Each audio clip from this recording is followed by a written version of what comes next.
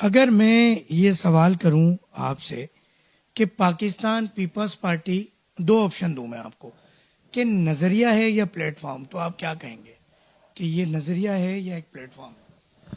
دیکھیے، میں دونوں کو کہوں گا. نظریہ تو پہلا ہوتا ہے جس میں بندہ پارٹی میں آ جاتا ہے. پلیٹ فارم یقیناً وہ جب آپ نظریہ اڈاپٹ کر لیتے ہیں تو آپ کے لیے پلیٹ فارم بن جاتا ہے. تو میں کہوں گا کہ دونوں چیزیں اس کے اندر.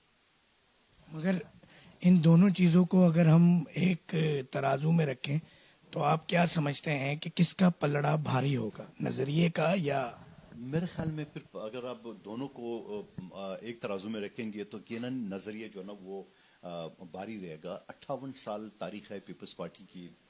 شیخ ذوالفقار علی بھٹو کو جس طرح جعلی مقدمے میں ان کو پھانسی دی گئی ہے، پھر بینظیر بھٹو شہید کو جس طرح جو ہے نا بے دردی سے قتل کر کے ان کو شہید کیا گیا.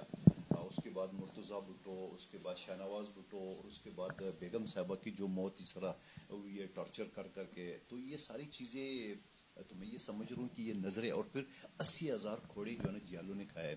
تو آپ مجھے بتاؤ، پاکستان کی اتنی پرانی 58 سال کی کوئی پارٹی نہیں ہے، اور اگر کوئی پارٹی ہے 10 20 40 سال کی تو ان کا ایک بھی آپ مجھے کارنامہ دکھا دیں جو قربانی کا ہو.